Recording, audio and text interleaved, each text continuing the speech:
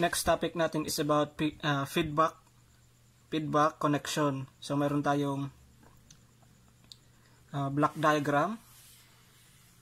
So sa previous discussion natin, diniscuss natin yung parallel connection ng block diagram saka series connection. So ngayon, para ma-master niyo yung pagkuha ng transfer function, so dapat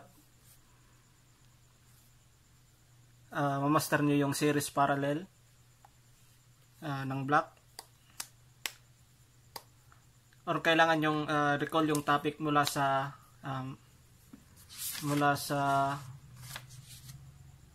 mathematical model of control system. So masterin nyo yun, yung topic doon papunta dito. So para master nyo to, so paano natin to i-analyze? So yung meron tayong input na xs and output na ys.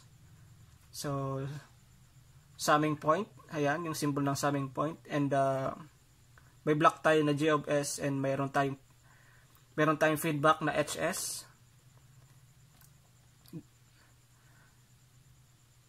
So itong point na to is take off point. So recap lang natin yon. So ngayon, itong signal na to, so output na ys pag pumasok sa block na block na negative feedback, so itong output niya is multiply mo lang, so ys hs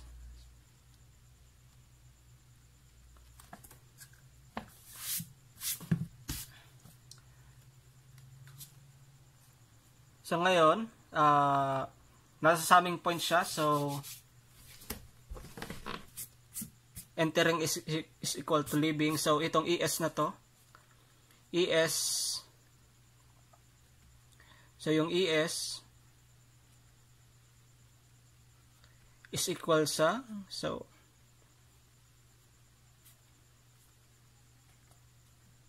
xs minus ys hs. So ngayon, ito na yung es. So ngayon, pag pumasok siya dito sa block, i-multiply din natin siya uli para makuha natin yung ys. So ys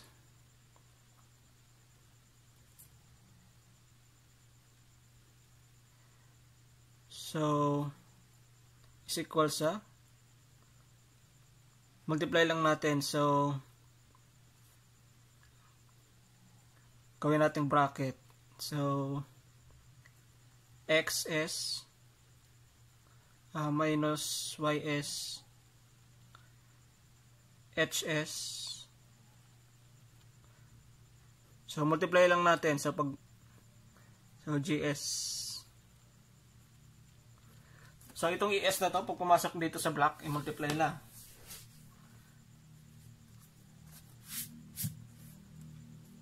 So ito yung signal na to, pag pumasok dito sa block, yung output niya is multiply lang. So ito, tig-multiply lang natin. So dito, parang Kirchhoff's current law lang to. Entering is equals to leaving.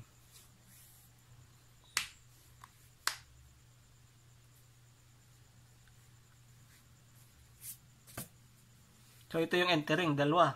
Tapos ito leaving. So ngayon,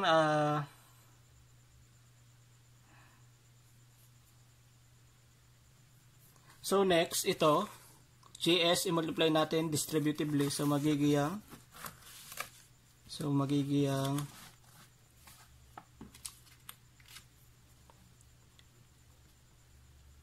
ys is equals to xs gs minus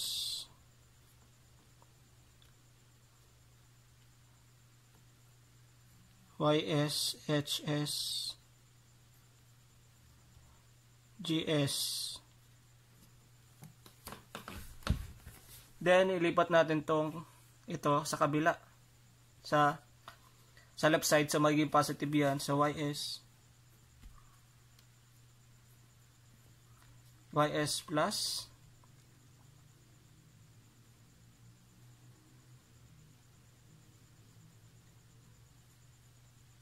ys hs gs is equal to x sgs. Then ito, so common, pwede natin i-factor out. So ys, gawin natin bracket. So magiging 1 plus hs gs is equals to xs gs. So ngayon, kung kukunin natin yung transfer function, diba? Transfer function is equal to ratio ng output, so ys over the input signal na xs. Yun yung transfer function. So equate natin sa ys over xs, so magiging siyang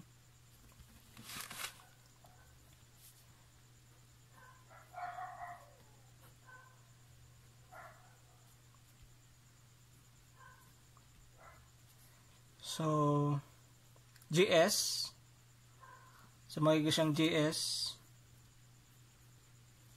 over 1 plus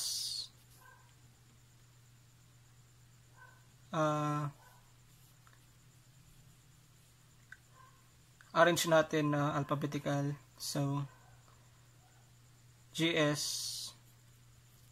hs. So ayan yung transfer function ng block diagram na to. So dapat alam nyo yung series parallel saka yung, so simulan nyo sa topic ng mathematical model of control system papunta dito. So as we discussed in previous chapter, there are two types of feedback, so positive feedback and negative feedback. The following figures show the negative feedback control system. Here are two blocks having a transfer function of gs hs. Form a closed loop. So closed loop control system to. Tapos negative feedback. So negative feedback siya. So ito yung transfer function ng block diagram na to. So check natin kung tama.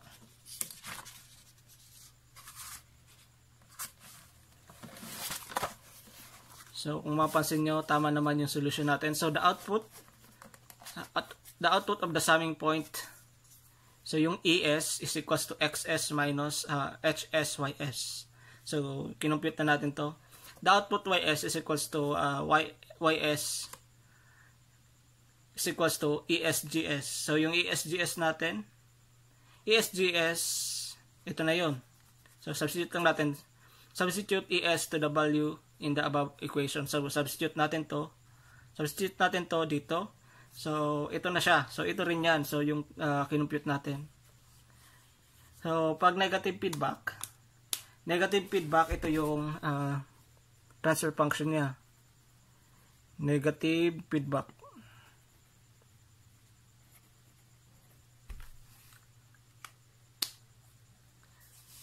So therefore, the negative feedback closed loop transfer function, this means we can represent the negative feedback connection of two blocks with a single block. So, yung transfer function na to,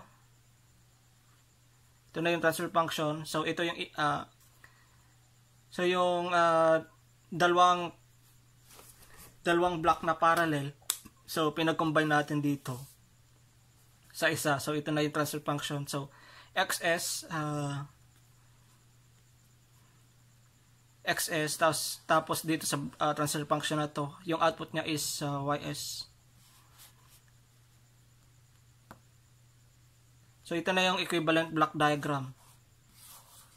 So, sinimplify natin yung parallel